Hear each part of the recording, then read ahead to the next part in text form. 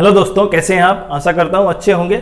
और जिस तरह की खासकर ये वीडियो उन बच्चों के लिए जिन्होंने एमटीएस एग्जाम दिया था, और क्योंकि बिहार में ये पेपर लीक हुआ था और उस लीक की इन्वेस्टिगेशन जैसे जैसे आगे बढ़ रही है उससे बहुत से खुलासे हुए हैं कि वहाँ पे जो टीसीएस का जो अधिकारी था उसके द्वारा और वहाँ पे जो फ्लाइंग ऑफिसर था एसएससी की तरफ से टेक्नोलॉजी का मैनिपुलेट हुआ है, और उससे जो छात्रों का जो मेहनत और जो उन्होंने इतने साल जो संघर्ष किया है पढ़ने में, उनकी जो मेहनत पर एक पानी सा फेरा गया है, बहुत बड़ा सवाल है।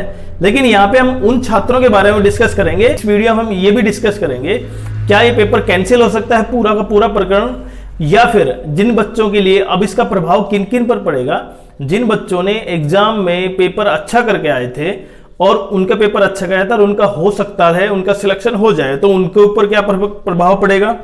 पकड़े गए अभ्यर्थी में से जो ये खुलासे हुए हैं कि एक दिन में एक शिफ्ट में 10 कैंडिडेट बैठाए जाते थे और उसे मोटी रकम ली जाती थी उसके एवज में। हालांकि वो पैसा हर जगह स्टेप बाय स्टेप इनके द्वारा पहुंचाया जाता था, लेकिन जैसे जैसे खुलासे उसमें कहीं ना कहीं एसएससी भी जो अधिकारी था वो भी उसमें शामिल हुआ है। उससे क्या ये पेपर कैंसिल हो सकता है और इसकी आंसर की कब आएगी, क्योंकि सबसे इंपॉर्टेंट चीज क्या थी, आंसर की।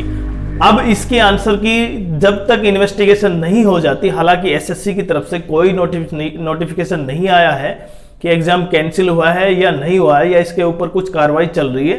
अभी केवल साइबर सेल ने ये आश्वासन दिया है बच्चों को कि जितने भी एग्जाम थे उनकी सभी की जांच की जाएगी, उनकी सिक्योरिटी जांच की जाएगी, क्या कहीं और भी ऐसी लीकेज थी तो नहीं।